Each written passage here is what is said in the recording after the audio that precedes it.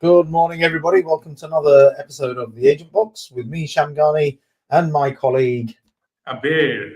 All right. Hey, firstly, massive apologies, folks, for not having anything on air last week. A lot of you probably know that there was a BUILA conference going on in Birmingham, and I was at the BUILA conference. Thinking back, I probably could have done the session from there, but yeah, we didn't anyway. So That's all right. We spared our viewers from a week from us. That's right, man. That's right. Have you been here? What's been happening in your world? It's all right. It's all right. A lot of things going on. It's the busiest end of the month, but thankfully the summer has finally arrived here in the UK. Well, Maybe temporarily. Let's enjoy as much as we can. Yeah, colleagues around the world are telling me that it's so hot wherever they are, and we're like, "Come on, man, what's the problem?" We don't have a summer at all. Even a couple of days ago, man, we're thinking about putting the heating on. Yeah, I actually put the heating on because it was so chilly here in Sheffield. It's not good, man. It's not good. Anyway, guys, let's get today's show on the road. Basically, what we wanted to talk about today, what I wanted to talk about is actually give you guys a bit of feedback from the BUILA conference. For those of you who don't know, and I'll be surprised if there are anybody out there, in the agent world that doesn't know, but BUILA is something which is acronymed for British University International Liaison Association. Which is a bit of a mouthful, where basically what it is all British universities have international offices, as we all know. Those international offices have an association, and they all come together various points in the year for various different activities. They come together, they share training, this, that, and the other. There's lots of things that BUILA does during the year. But once a year in the summer, they have a big conference. They come together and have a conference where obviously, they have all the universities turn up. There was about 500 delegates at this conference last week. And they also invite people from government. They apply, bring in people, experts from industry. They bring in lots of different speakers to come and talk to the delegates about various different things. And what I thought would be a good idea is to share some of those highlights, some of those insights from that conference, because a lot of policy, a lot of how we work as agents is dictated to us by what happens at BUILA, because the British Council is involved, University UK is involved, obviously UKVI is involved. There's lots of different people that are kind of working together with BUILA to figure out how best to manage. They have a greater influence on the industry as well, you think? No? Yeah, absolutely, man. Like literally, the shape and direction of the industry that we work in is dictated to us by these kind of organization and these kind of events.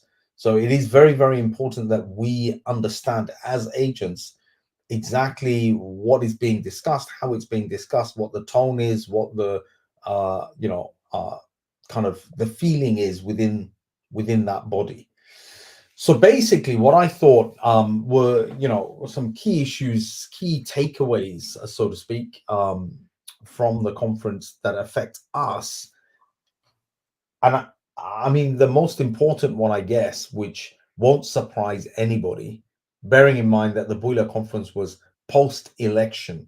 Okay, so this is the first BUILA conference under the Labour government in the last 14 years.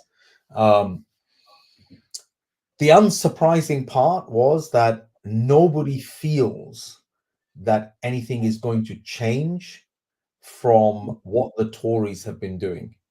And in fact, this is my point number one, right? The plenary session on the first day was actually delivered by some politicians.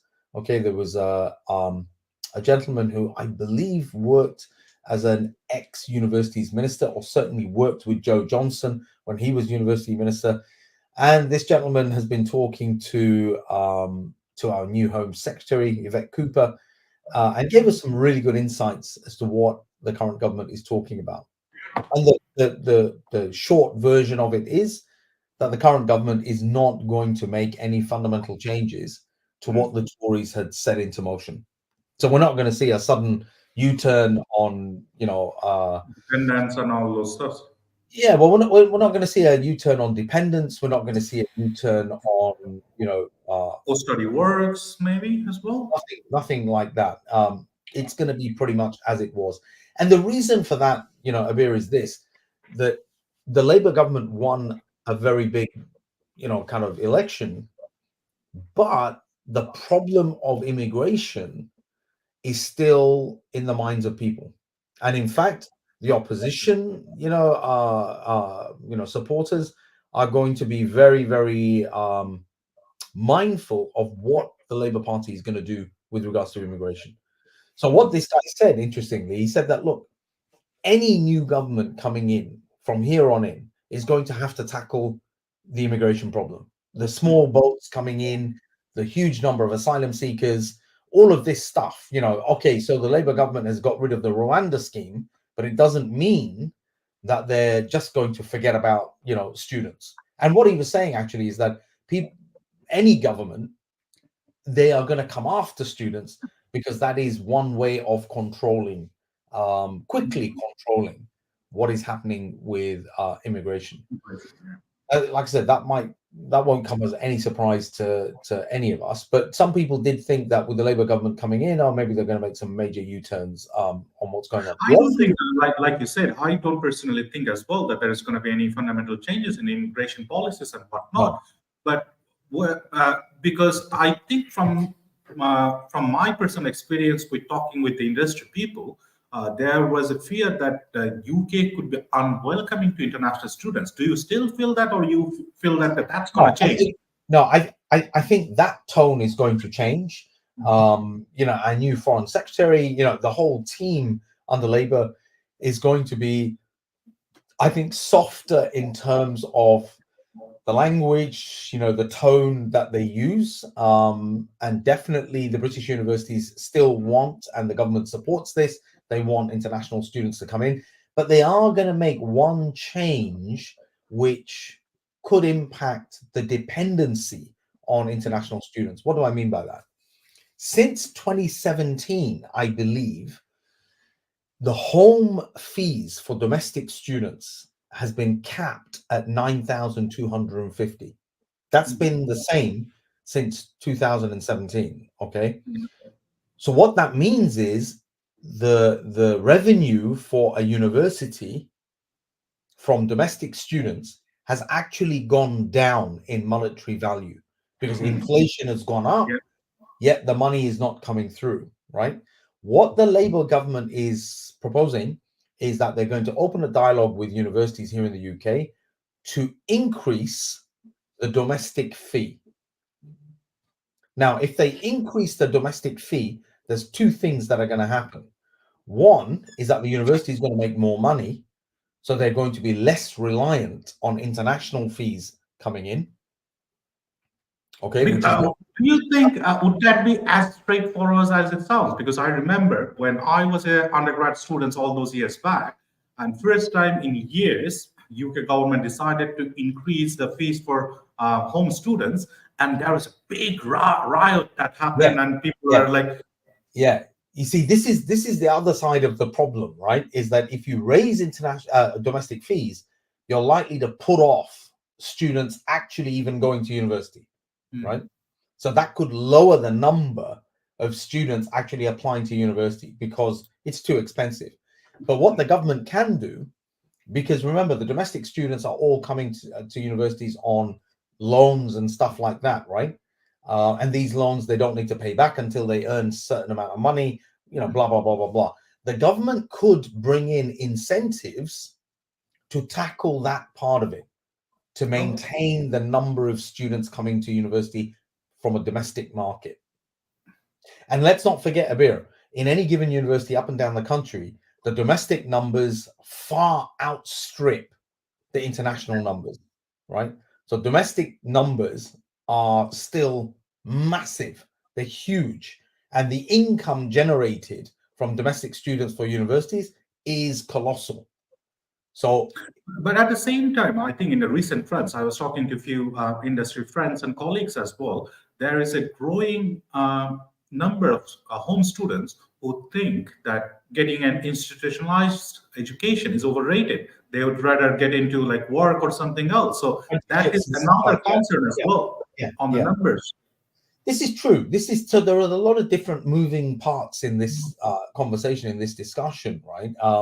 But I think for us as international agents, what it does is it should tell us, generally speaking, that, oh, it's not a case of we've had change of government, so now everything is easy, everything's going to go back to being open and blah, blah, blah. I think the opportunities are there. The opportunities are still going to be there, but they're going to be there for the right type of student and the right type of agent. That's the word, right type of students and right type of agents. Because I was hearing to King's speech last night at the House of Lords, and a lot of talk was regarding the boosting of the economy, sustainable economic growth. And I hope that someone has that conversation, because if we have the right students from right agents, they're actually going to help with the UK economy rather than just being dependent on. I think we as agents, we absolutely have to change our mindset from discussing any immigration issues with students. Yeah. We have to do that.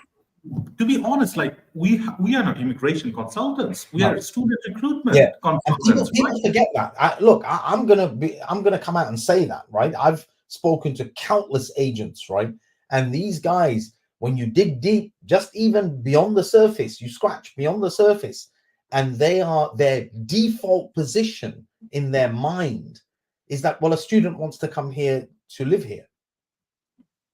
And it's almost like, no. I mean, if you ask your average agent, you go down the street in whatever market you are, and you ask an average agent what makes them a strong agent, again, they will come back to you with, I can get a visa. I understand the visa regulations. I know how to get around the issues. I don't come across many agents that are telling me that I understand British education to its fullest extent. I can tell you exactly why doing an international business master's from the UK is far better than doing it in my home country. You understand? Or is far better than doing it in, I don't know, the difference between taking a degree here in the UK and taking a degree in Dubai. You don't come across very many agents who speak along those lines. Do you know what I mean? Absolutely. And to be honest, I just don't get it, to be honest, at times, because when you try to talk about immigration, no one has qualification in immigration consultancy. No university has ever run a training for agents on immigration. It's all about what you just said, the UK education system, the education, the value of UK education. It's all about that. So how could we consult someone that we have no knowledge or idea about? We are just being anecdotal, and it's just like leading the blind in a way. What we're doing is we have this unconscious bias. We're bringing in a mentality which we think students want to hear, which is, oh, I can live overseas. Why? Let's look at markets. Where you look at any market in the Indian subcontinent, you look at any market in Africa, you look at markets maybe less so in the Middle East, okay, where there is a general consensus in the society that most people want to live and work overseas. That is a general consensus. I know that I could walk into any restaurant in India or in Pakistan or in Bangladesh or in, Sri Lanka and strike up a conversation with people about this issue of, do you want to go and live and work overseas? Forget students and people who are thinking about, kind of looking to study, blah, blah, blah. I know I could strike up a conversation about this. I could do that in Nigeria. I could do that in Ghana. I could do that, in the DRC. To be brutally honest with you, if you ask any average Brits, they would say the same under the current circumstances. It's just that I feel that grass is always greener on the other side. So I think it's an easy sell for agents as well. So that's why they go that route rather than actually building up their pitch on the value of the education. Yeah, but think about it, right? If you think about it, like you talk about the Brits or you talk about in the Western world, that's like yeah, because I could I'll only go and live and work overseas, if it's the right type. Look, I've thought about living overseas, you know what I mean, but it's been a very momentary thought, and it's not been a driver in my life. I've had plenty of opportunities to go and live overseas, and I've actually, each opportunity I've said no. I had an opportunity to go and live in Australia. I've had opportunities to go and live You missed out. but it's like it's been like, no, well, actually, I'm not that bothered. Whereas the general thought process for a lot of the markets where we recruit students from, the society has this view that going and living overseas is okay, and that's then translated into agents and counselors. When they're talking to students, they have this societal assumption that the students, of course, are going to want to live and work overseas. That is the reason they're coming to me to study. This is not what the British universities want you to be thinking about. Absolutely not. And I think this is my second most important kind of takeaway from BUILA, is the scrutiny on agents is only going to get worse. I'll give you an example. Yesterday, I spoke to the head of compliance at a particular university, and she said to me exactly the same thing, that this scrutiny, this view, not just on students. In the past, when I've worked in the British universities, the emphasis has been on the students. We want the right type of students. We want, good quality students from here, students from there. People have not talked about agents as much as they are right now. Okay? True that. And to be honest, in a way, I feel that that's our own fault. That's our own doing that has led to the circumstances. I'll tell you my experience this morning. I was talking to an agent friend. They have 3 applications to a certain provider, and we were not sure. The university is, like you said, they're being very, very particular about some universities, some courses, and some marks as well. So they were saying, like, this is a high risk market. We need you to be 100% sure before we proceed anything. So I had a chat with him, and he was like, yeah, these 3 are the genuine students. They will not make any issue. They have the funds in the bank and all that. And I was like, okay, that's great. And then I asked him a little small question. Oh, okay, since they're all genuine, they have the funds in the bank and everything, would they be willing to pay the full deposit for the tuition fee? And then, no one wants to do that, and all those, like, there are other options and all that. I was like, you just told me that they are genuine student, they have the funds and everything available, and now you're telling me that they are not willing to pay me the full tuition fee. I only see the benefit of it, because the tuition fee headache is gone. They have to show less money on their maintenance fund, and I can then talk to the university. Hey, look, they are so committed and so genuine that they have paid the full tuition fees. You don't need to worry about that. And now the agent goes back, oh, no, we cannot do that. No one can guarantee these, that, and all those things. I was like, mate, you just told me they're the genuinest student you ever got, and they don't have the funds. So how? And then my next question was, how they're going to pay the rest of the money apart from the deposit? Oh, they're going to manage in 4 or 5 months and all that. I was like, why are not then? No, but hang on a second, Abir. Hang on a second. If they're master students, they have to show that money in the bank anyway. Yeah, and they were not. They're on a grant. But even on a grant, you still have to show your first year fees. Yeah. So my question was, if they're struggling, and if they cannot pay the first year fees, who is going to pay for the next 2 years? This is the problem, man. So if they're a genuine student, they should have the whole fund ready anyway. I think it should make us sit up and listen to this, because, guys, when you're in a room with 500 university staff members, from directors right the way through to heads of international, to regional managers, to international officers, and they are all talking about agents, that is uncomfortable if you're an agent. And also, what you told me the other day really got me thinking. If you have any issues with one particular university, no matter how small or big the issue is, they are going to name and shame you in that 500 room. Look, I mean, that's my opinion. I think that's a real possibility, because what they're starting to do is, because there is this scrutiny on agents, okay, people, it's human nature. They're going to share. And all of these people are connected. In fact, there were 500 at the conference. There's actually 3,000 members, over 3,000 members of BUILA, right? And they are all connected on various different, they call them rigs. They call them regional interest groups, okay? They have WhatsApp connections. They're all connected to each other. And they share a lot of information. And one of the things that they will share is if they've got a problem with an agency. Because they'll want to know, is anybody else having this problem? Or is it just me? And almost the cat's out of the bag at that point. That, you know, it's like, okay, so what problem are you having? Well, there's that, you know, these guys, you know, they're sending me dodgy students, or they're trying to do this, trying to do that. The thing is that this made me feel uncomfortable, that I can't believe all of these people are talking about agents at this level. And what they're saying is nothing new, but the fact is that they're now focusing on this issue is a new way of working. That is new. And I think I'm just going to reiterate that we need to be the right agent recruiting right student. And to do that, the first step, in my humble opinion, is to get a system that helps you track your students and whatnot. And that brings us. This is without fail. In fact, I'll tell you this, right? In fact, there was a very senior guy from a very well-established CRM company, okay? And what he said, he's talking to the universities and he's telling the universities, look, it was in the context of AI.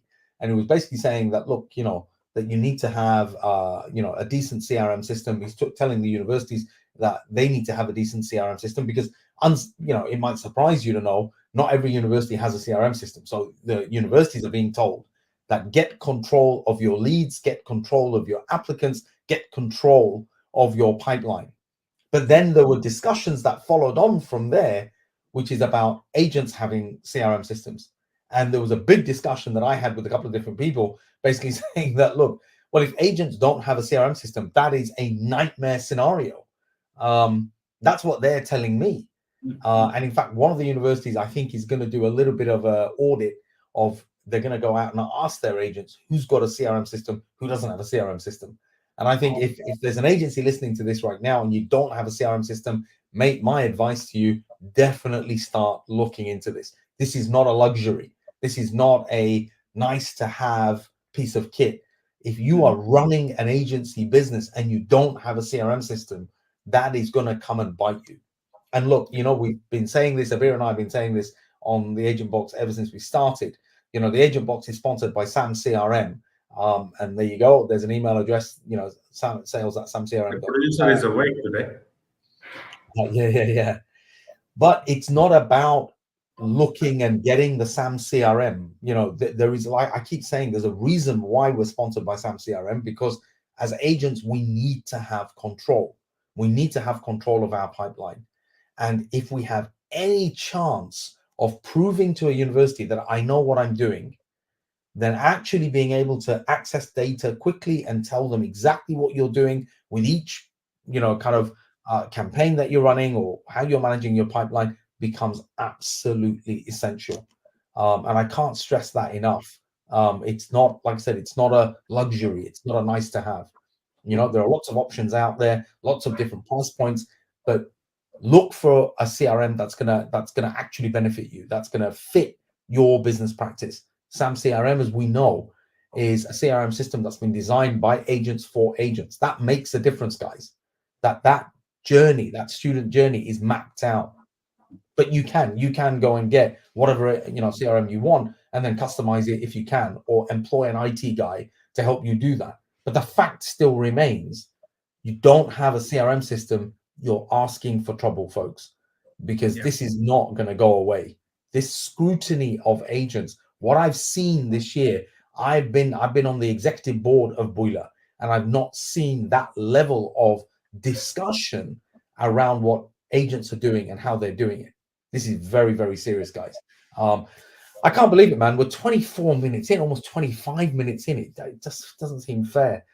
But look, folks, I mean, without really crunching the same, you know, kind of information over and over again, you know, two clear, you know, kind of messages here. One is the UK government is not going to change its policy on international students. So we are going to have to sharpen up and actually find better students, think about how we're talking to students, think about how we're, what mentality we're taking when we're approaching this particular work. And the second thing is that we need to get our houses in order.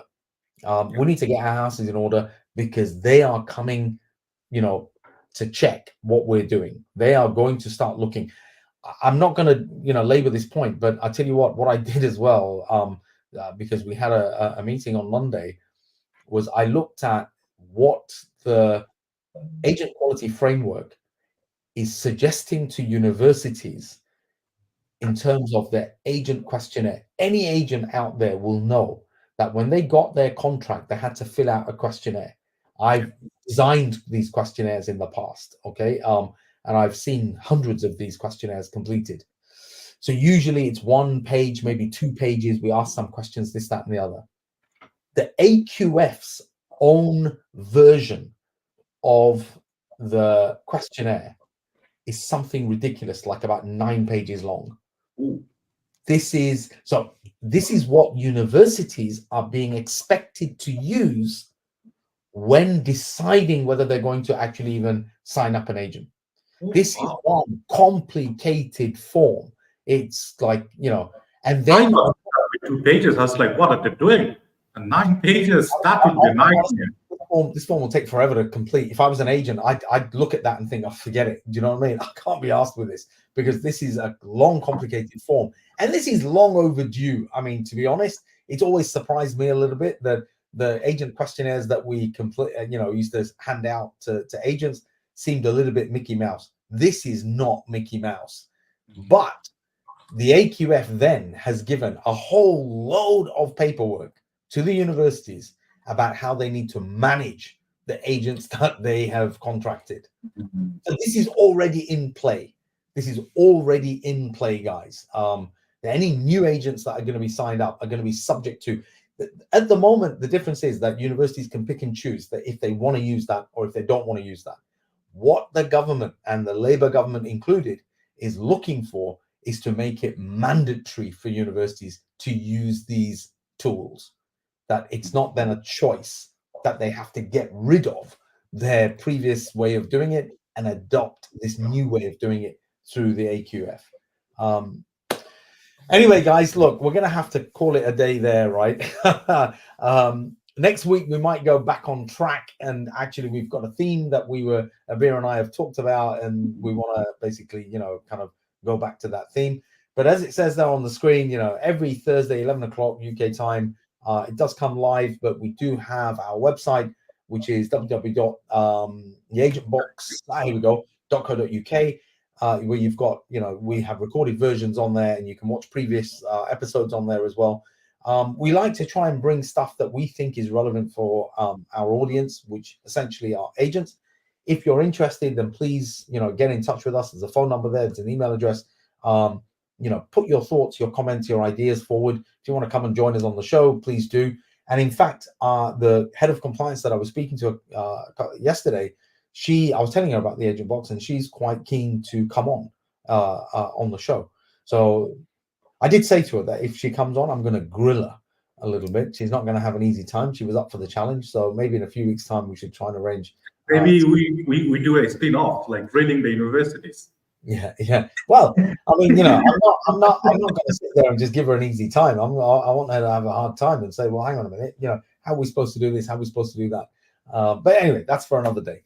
Yeah. For now, thank you very much indeed for watching. From me, Sham, and my colleague Abir, and we will come back to you next week, same time, same place. And until then, see you later.